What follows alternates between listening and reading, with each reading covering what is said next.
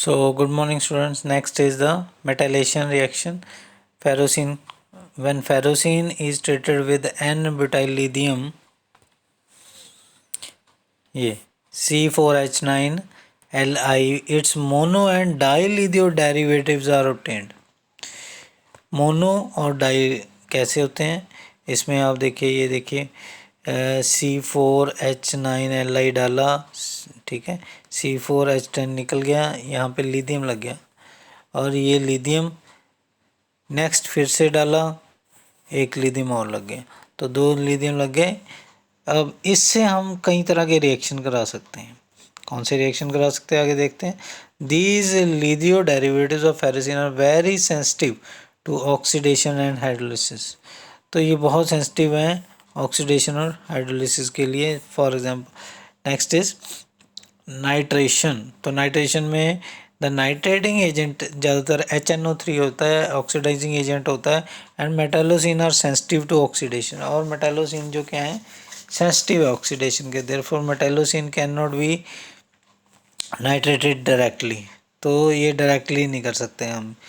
तो इससे और क्या तरीका फिर, they can be nitrated indirectly as follows. Indirectly होंगे कैसे, अब ये जो हमने मोनोलिथियम बनाया था वो N2O4 के साथ जब रिएक्ट करता है तो NO2 और Li NO2 बना देता है, तो ये इस तरह से बन जाता है।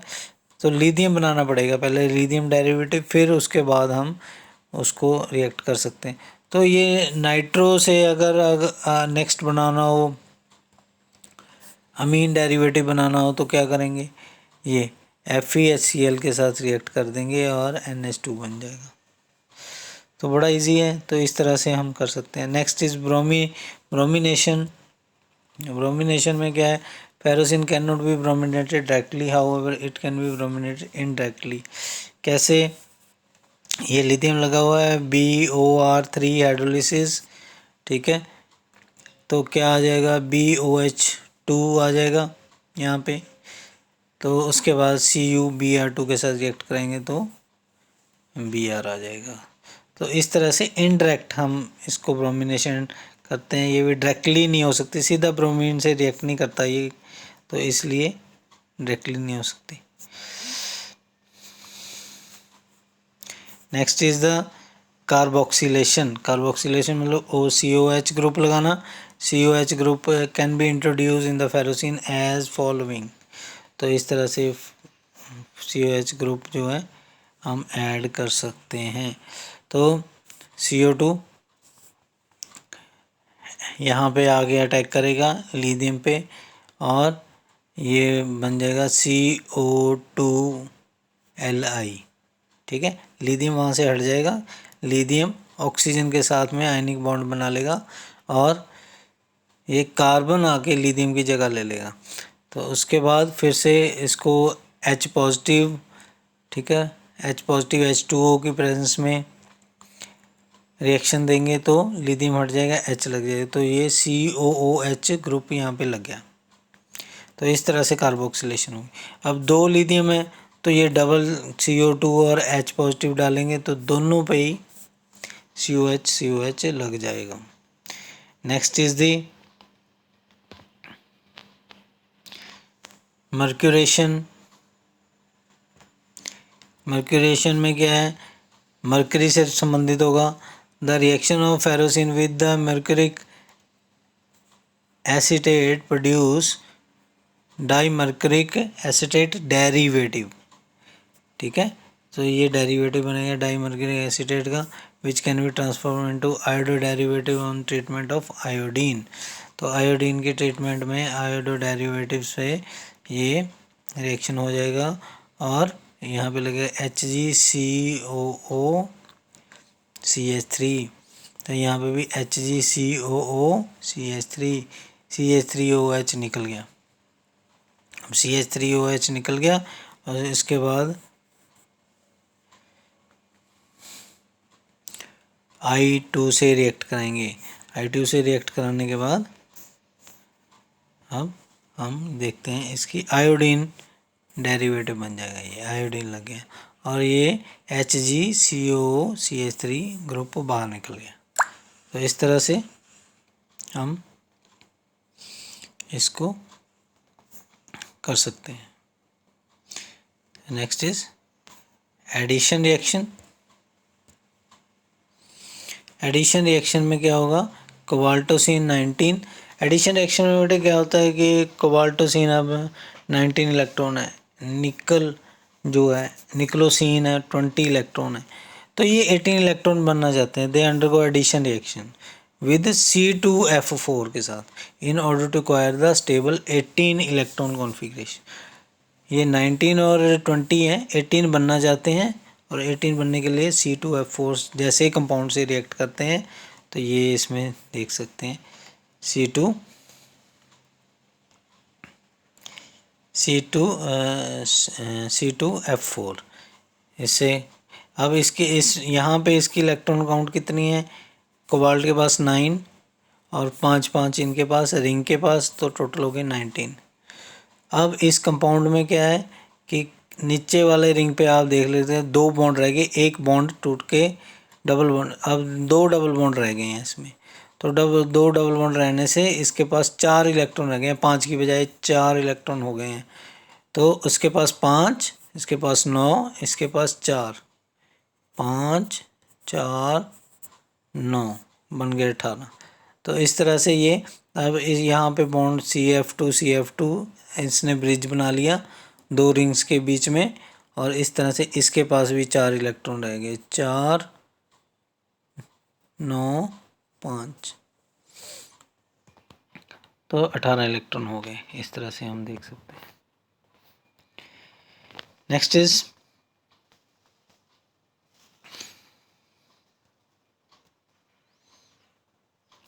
निकल CF2 10 2 × 5 20 इलेक्ट्रॉन, 20 इलेक्ट्रॉन है, ठीक है। इसके पास 10, इसके पास 5 एंड इसके पास 5।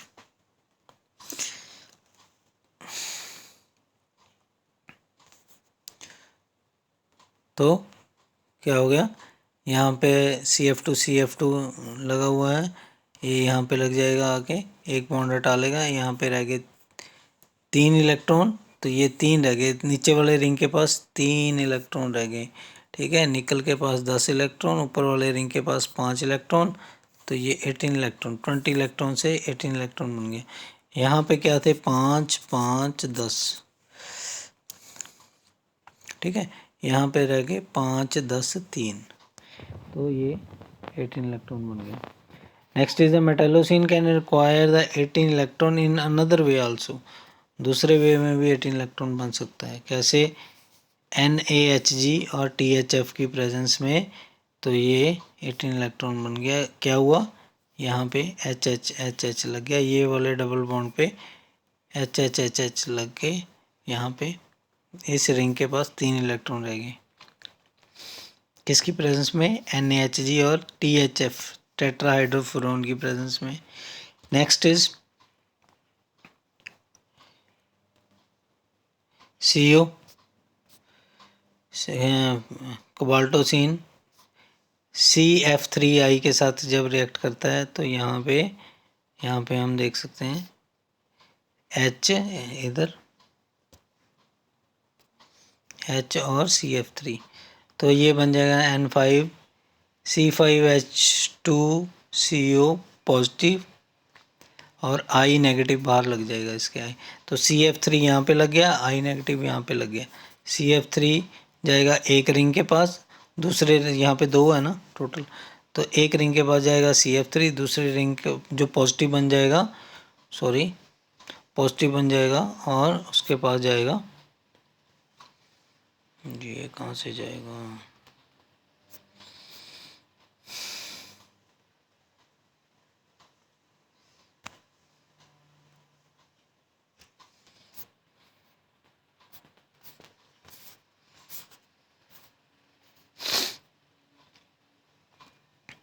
हाँ जी।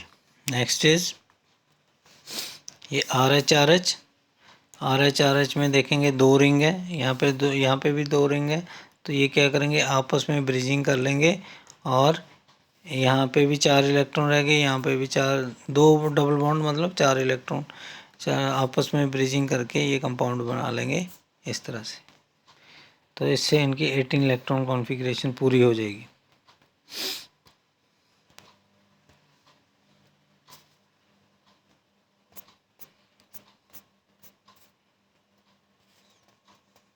Next is silylation. Silylation, the two cyclopentadiene ring of ferrocene molecule can be linked together by silylation of its dilithio derivative।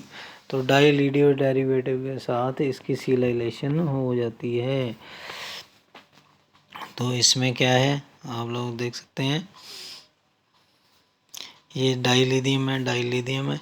अब सिलिकॉन का कौन सा कंपाउंड है, SiMeMeCl, CH2 ये बीच में है, सेंटर में है, फिर SiMeMeCl।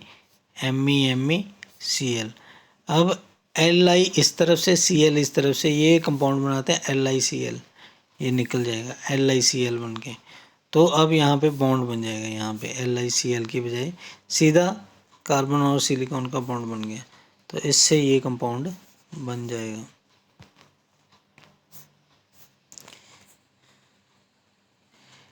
Next is Nita-6 arene complexes. Benzene and substituted benzene normally act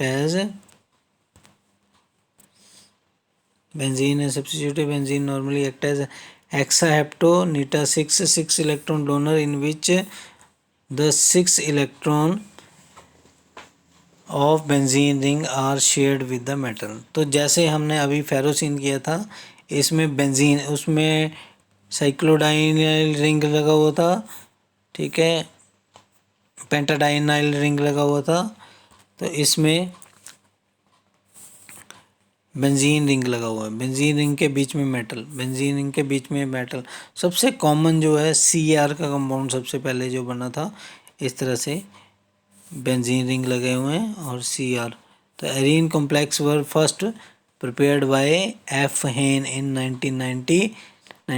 the reaction of ये C6H5 MgBr with CrCl3 in diethyl solvent। However, the complexes produced in this way are formulated as, उनका formula उस time पे polyphenyl chromium compound दिया गया था, CrPHN 0+1, N is 234।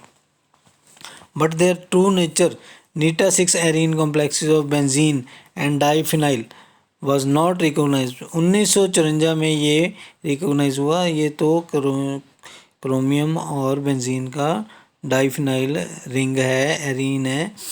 The reaction is actually contained the following complex.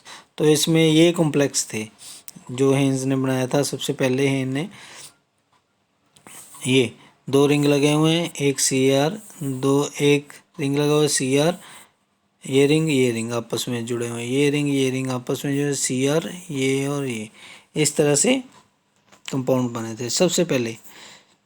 तो इसका method of preparation क्या है, method of preparation from metal halide।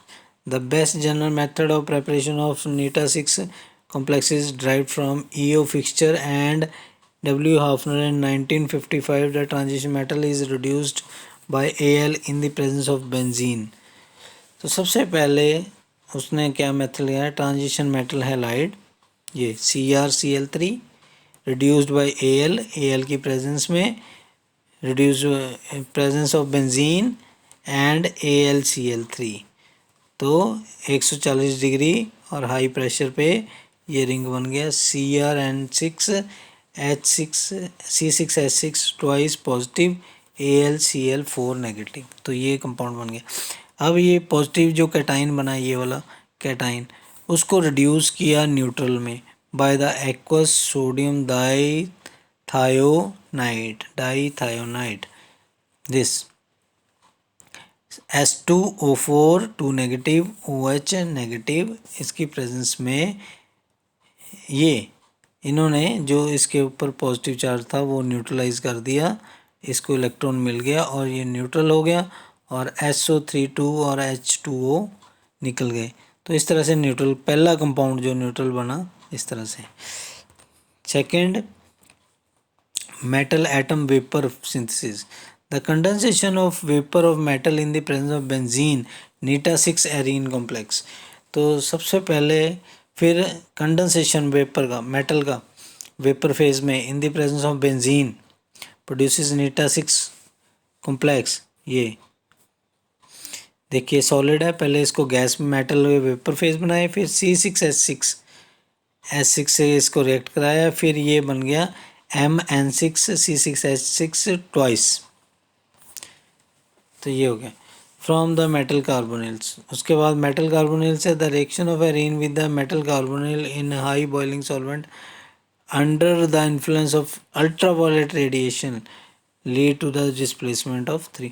तो ये MCO6 से रिएक्ट कराया गया बेंजीन को, C6H6 को अल्ट्रावायलेट रेडिएशन में हाई हीटिंग इफेक्ट होता है, तो ये बन जाएगा N6H6 C6H6 MCO3। तो इस तरह से M के साथ nita-6 लगा हुआ है, पर एक तरफ CO3 है, तो इसमें M chromium, molybdenum, tungsten, Cr, MOW कोई भी हो सकता है। तो ये हो गया किससे, मेटल कार्बोनिल से। Next is from the metal carbonyl halide. Metal carbonyl halide से AlCl3 की प्रेजेंस में C6H6 की प्रेजेंस में nita-6H6 MnCO3, ठीक है, ये बना AlCl4 नेगेटिव CO। तो इस तरह से कंपाउंड बन गया ये। तो Mn के साथ CO लगा हुआ है, CO3 लगा हुआ है, और एक जो Cl है ये निकल गया यहाँ से, और उसकी बजाय पे ये C6H6, एक Cl निकल गया, 2 CO निकल गए, तो बच गया MCO3, और एक तरफ ये लग गया nita-6H6 C6H6, AlCl4 और 2 CO निकल गए। Next is cyclic condensation of alkynes. ये तो ये साइक्लिक कंडेंसेशन में P थ्राइस CrTHF थ्राइस, तो ये बन गया CH3 single triple bond CH3। तो ये इसके साथ रिएक्शन है, तो ये आप देख सकते हैं C और C के साथ CH3 लगे हैं, तो ये CH3 इस तरह से तीन जो हैं एल्काइन जो है आपस में इस तरह से जुड़ गए। ये पहले ऐसे थे, फिर ये आपस में बॉन्ड बनाया उन्होंने, रिंग बना दिया, और CrPH3 THF हट गया, यहाँ से THF निकल गया, और इसकी बजाय ये रिंग बन गया। तो CrPH3 थ्राइस जो है वो नीचे लगा हुआ है क्रोमियम के साथ। तो nita-6 इस तरह से nita-6 को बनाने का मेथड है। ठीक है बच्चों, आज के लिए यहाँ तक ही, बाकी हम नेक्स्ट टाइम करेंगे। ओके।